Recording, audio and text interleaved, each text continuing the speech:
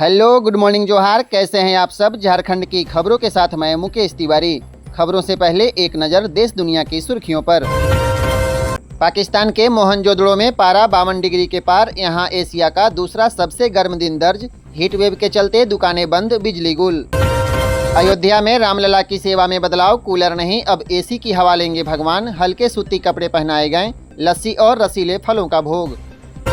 2 दिन heat wave का अनुमान। राजस्थान में मंगलवार को 13 लोगों की गई जान, अब तक 48 की मौत। जम्मू के स्कूलों में 46 दिन की छुट्टी।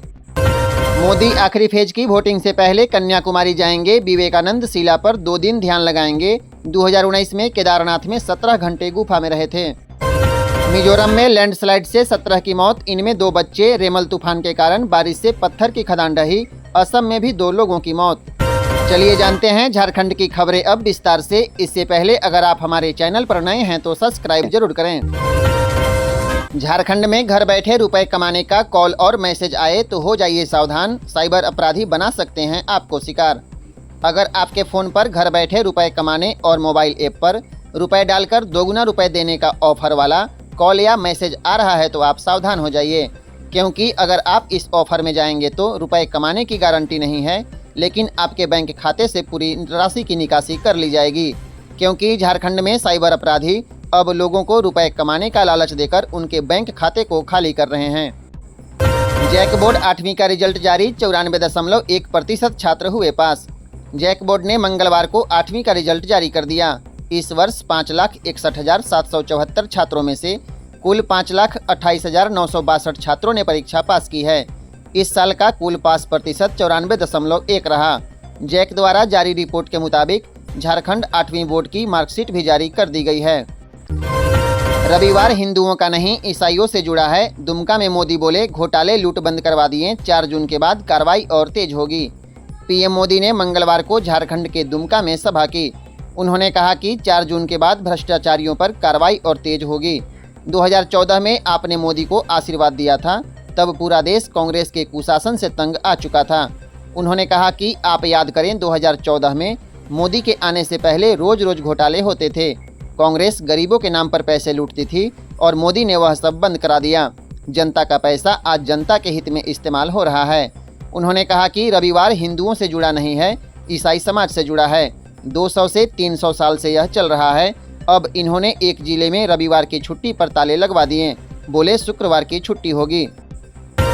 झारखंड में बिजली उपभोक्ताओं को लगेगा जोर का झटका। वाहन चालकों की जेब भी होगी ढीली। आचार संहिता समाप्त होने के बाद राज्य के बिजली उपभोक्ताओं और वाहन चालकों की जेब ढीली होने वाली है। झारखंड राज्य विद्युत नियामक आयोग वर्ष 2024-25 के लिए नई बिजली दर निर्धारित करने की प्रक्रिया शुरू करेगा। चुनाव समाप्त होने के बाद वाहन चालकों की भी जेब ढीली होने वाली है। जानकारी के मुताबिक NHAI ने टोल टैक्स लगाने के लिए कवायद शुरू कर दी। इस वित्तीय वर्ष की शुरुआत यानी 1 अप्रैल से टोल टैक्स में बढ़ोतरी होनी थी, लेकिन लोकसभा चुनाव के चलते वाहन चालकों को राहत मिल गई थी। क्या हनी ट्रैप के शिकार हुए नेताजी? रांची से लेकर दिल्ली तक है चर्चा। खबर है कि झारखंड के एक स्थापित राजनेता हनी ट्रैप के शिकार हो गए हैं। बताया जा रहा है कि वह दिल्ली में हनी ट्रैप के शिकार हुए हैं। फिलहाल पूरे मामले को मैनेज करने का खेल चल रहा है। दूसरे राजनीतिक दल के लोग दिल्ली से लेकर रांची तक एक क्लिप या फोटो की जुगाड़ में लग गए, ताकि मामले को और हवा दी जा सके। बहरहाल इस चर्चा के बाद रांची के पत्रकार, बड़े अधिकारी और सभी राजनीतिक दलों के लोग एक सुराग की तलाश में लगे हुए हैं। पाकुड़ में कल्पना और दुमका में बाबूलाल मरांडी ने किया जनसभा। आम्रपाली और निरहुआ ने गोड्डा में किया रोड शो। झामुमो की स्टार प्रचारक कल्पना मुर्मू सोरेन ने मंगलवार को राजमहल लोकसभा क्षेत्र अंतर्गत पाकुड़िया के शक्तिघाट यज्ञ मैदान में जनसभा को संबोधित किया। उन्होंने इंडी गठबंधन के प्रत्याशी को वोट देकर भारी मतों से विजयी बनाकर संसद में भेजने की अपील की। इधर भाजपा के प्रदेश अध्यक्ष बाबूलाल मरांडी ने दुमका में सीता सोरेन के पक्ष में जनसभा को संबोधित किया। इसके अलावे गोड्डा सांसद निशिकांत दुबे के समर्थन में निरहुआ और आम्रपाली ने रोड शो किया। IAS मनीष रंजन से ED की पूछताछ जारी। मंत्री को साथ बैठा सकती है जांच एजेंसी।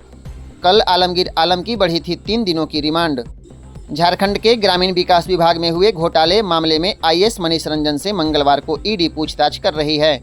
ED ने उन्हें दूसरा समन जारी कर सुबह 11 बजे हिनू स्थित क्षेत्रीय कार्यालय बुलाया था, लेकिन IAS मनीष रंजन करीब 11:15 बजे ईडी ऑफिस पहुंचे, जहां उनसे पूछताछ की जा रही है। खबर है कि मंत्री आलमगीर आलम के आमने सामने बैठाकर आईएएस मनीष रंजन से पूछताछ की गई है। आपको बता दें, ईडी ने मनीष रंजन को इससे पहले 24 मई को पूछताछ के लिए हाजिर होने का निर्देश दिया था, लेकिन वे हाजिर नहीं हुए थे। झारखंड में गर्मी ने मई महीने का तोड़ा रिकॉर्ड। डाल्टनगंज में 47.5 डिग्री सेल्सियस पहुंचा पारा, रांची में 40.2 डिग्री सेल्सियस। झारखंड में भीषण गर्मी लोगों को सता रही है। पिछले 24 घंटे में अधिकतम तापमान में 8 डिग्री तक वृद्धि दर्ज की गई। मौसम विभाग के अनुसार गर्मी ने झारखंड में मई महीने का रिकॉर्ड तोड़ दिया। 28 मई को डाल्टनगंज का तापमान 47.5 डिग्री सेल्सियस दर्ज किया गया, जो मई महीने में डाल्टनगंज के लिए इस दशक का सर्वाधिक अधिकतम तापमान है।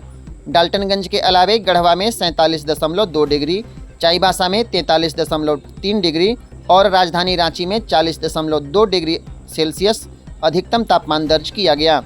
पिछले 24 घंटे में राज्य में कहीं कहीं पर आंधी के साथ हल्के दर्जे की बारिश हुई है। सबसे अधिक वर्षा 6.5 mm पाकुड़ में दर्ज किया गया। मौसम विभाग के अनुसार बुधवार को राज्य के गढ़वा, पलामू और चतरा जिले में कहीं कहीं पर भीषण लू चलने की संभावना है। झारखंड हाईकोर्ट में हेमंत सोरेन की जमानत याचिका पर सुनवाई। जवाब देने के लिए ईडी ने मांगा वक्त, अब 10 जून को होगी सुनवाई। झारखंड हाईकोर्ट में मंगलवार को भूमि घोटाला मामले में जेल में बंद पूर्व सीएम हेमंत सोरेन की याचिका पर सुनवाई हुई।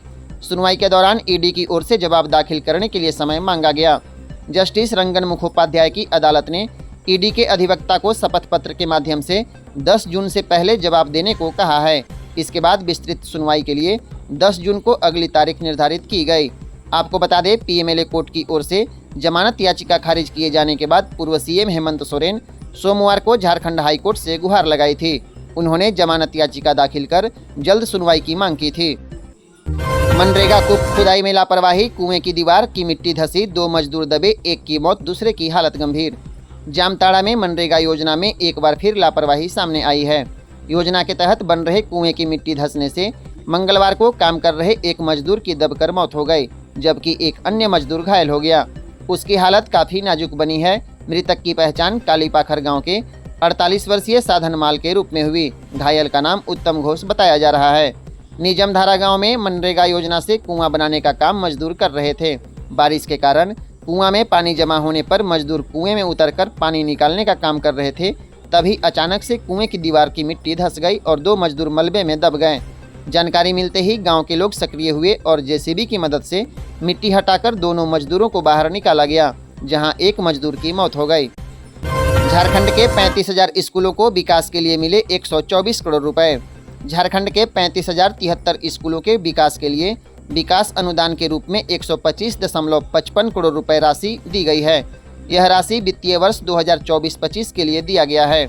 इस संबंध में झारखंड शिक्षा परियोजना परिषद के राज्य परियोजना निदेशक आदित्य रंजन ने सभी जिलों के जिला शिक्षा पदाधिकारी और संबंधित पदाधिकारियों को सूचना जारी कर दिया है।